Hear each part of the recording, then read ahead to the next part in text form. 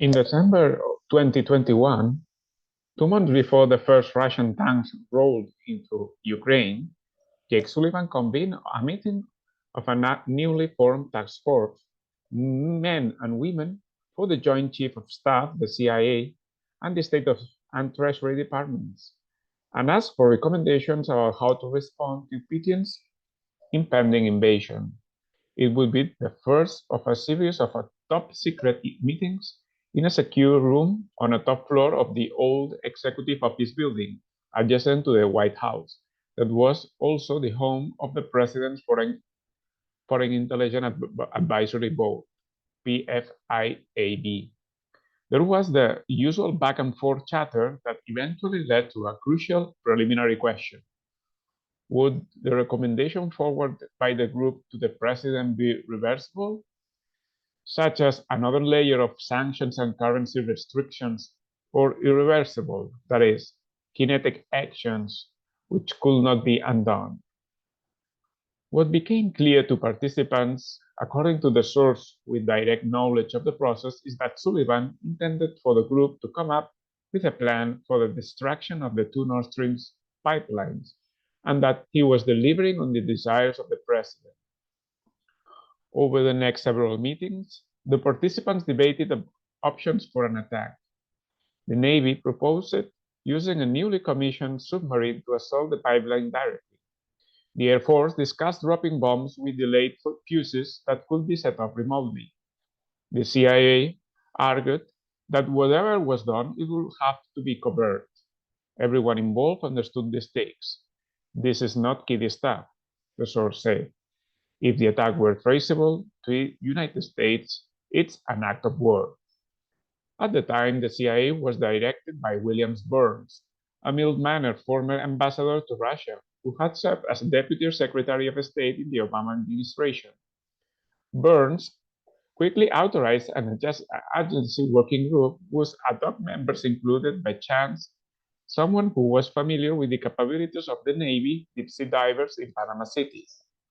Over the next few weeks, members of the CIA working group began to craft a plan for a covert operation that would use deep-sea divers to trigger an explosion along the pipeline. Something like this had been done before. In 1971, the American intelligence community learned from still undisclosed sources that two important units of the Russian Navy were communicating via an undersea cable buried in the Sea of Okhotsk on Russia's far east coast. The cable linked a regional Navy command to the mainline headquarters at Vladivostok. A hand-picked team of Central Intelligence Agency and National Security Agency operatives was assembled somewhere in the Washington area under deep cover and worked out a plan using Navy divers, modified submarines, and a deep submarine rescue vehicle that succeeded, after much trial and error, in locating the Russian cable. The divers planted a sophisticated listening device on the cable that successfully intercepted the Russian traffic and recorded it on a tapping system. The NSA learned that senior Russian Navy officers, convinced of the security of their communication link, chatted away with their peers without encryption. The recording device and its tape had to be replaced monthly, and the project rolled on merrily for a decade until it was compromised by a 44-year-old civilian NSA technician named Ronald Pelton, who was fluent in Russian. Pelton was betrayed by a Russian defector in 1985 and sentenced to prison. He was paid just $5,000 by the Russians for his revelations about the operation, along with $35,000 for other Russian operational data he provided that was never made public. That underwater success, codenamed Ivy Bells, was innovative and risky, and produced invaluable intelligence about the Russian Navy intentions and planning. Still, the interagency group was initially skeptical of the CIA enthusiasm for a covert deep-sea attack. There were too many unanswered questions. The waters of the Baltic Sea were heavily patrolled by the Russian Navy, and there were no oil rigs that could be used as cover for a diving operation. Will the divers have to go to Estonia right across the border from Russia's natural gas loading docks to train for the mission? It will be a goat fact, the agency was told. Throughout all this scheming, the source said some working guys in the CIA and the State Department were saying, don't do this. It's stupid and will be a political nightmare if it comes out. Nevertheless, in early 2022, the CIA working group reported back to Sullivan's interagency group. We have a way to blow up the pipelines. What comes next was stunning. On February 7, less than 3 weeks before the seemingly inevitable Russian invasion of Ukraine, Biden met in his White House office with German Chancellor Olaf Scholz, who, after some wobbling, was now firmly on the American team. At the press briefing that followed, Biden defiantly said, if Russia invades, there will be no longer a Nord Stream 2. We will bring an end to it. 20 days earlier, Undersecretary Nuland had delivered essentially the same message at the State Department briefing, with little press coverage. I want to be very clear to you today, she said in response to a question. If Russia invades Ukraine, one way or another, Nord Stream 2 will not move forward. Several of those involved in planning the pipeline mission were dismayed by what they view as an indirect reference to the attack. It was like putting an atomic bomb on the ground in Tokyo and telling the Japanese that we are going to detonate it, the source said. The plan was for the options to be executed post-invasion and not advertised publicly. Biden simply didn't get it or ignored it. Biden's and Nuland's indiscretion, if that is what it was, might have frustrated some of the planners, but it also created an opportunity. According to the source, some of the senior officials of the CIA determined that blowing up the pipeline no longer could be considered a cover-up option because the president just announced that we knew how to do it. The plan to blow up Nord Stream 1 and 2 was suddenly downgraded from a covert operation requiring that Congress be informed to one that was deemed as a highly classified intelligence operation with US military support.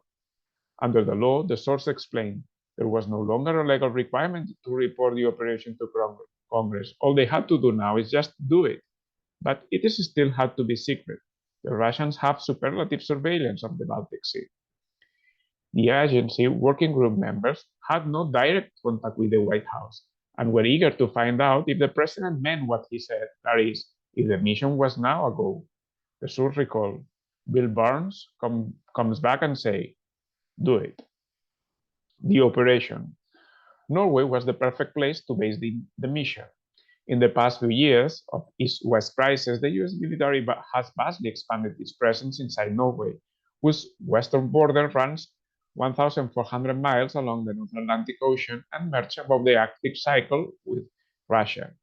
The Pentagon has created high-paying jobs and contracts amid some local controversy by investing hundreds of millions of dollars to upgrade and expand American Navy and Air Force facilities in Norway.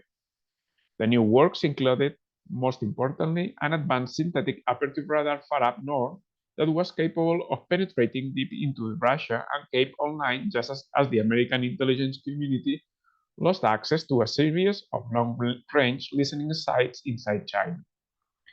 A newly refurbished American submarine base, which had been under construction for years, had become operational, and more American submarines were now able to work closely with their Norwegian colleagues to monitor and spy on a major Russian nuclear redoublet 250 miles to the east on the Kola Peninsula.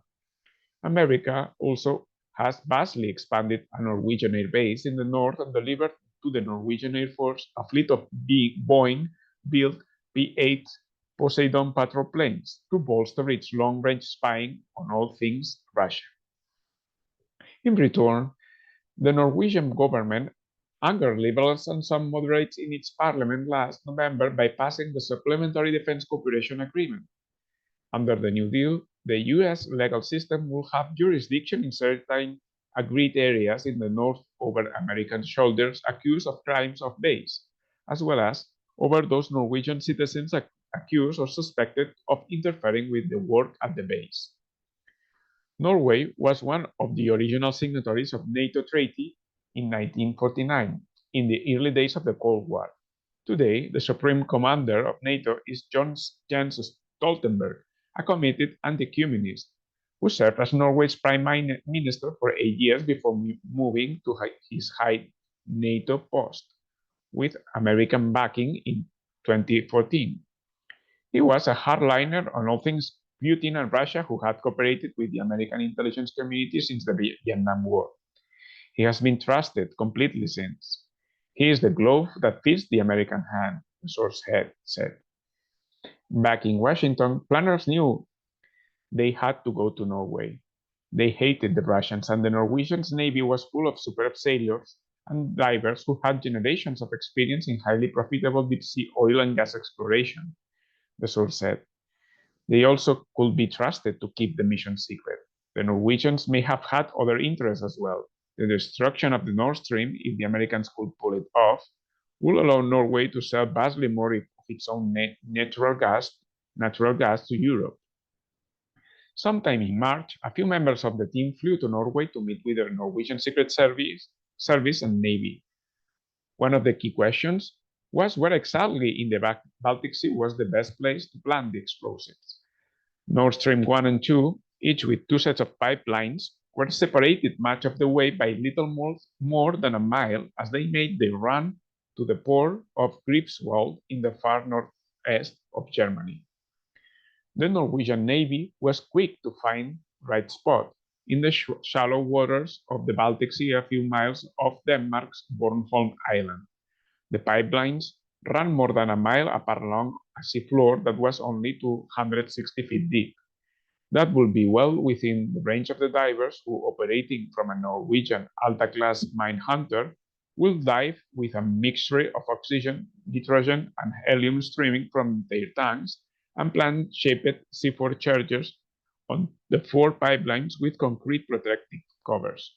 It will be tedious, time-consuming, and dangerous work, but the waters of Bornholm had another advantage. There were no major tidal currents, which would have made the task of diving much more difficult.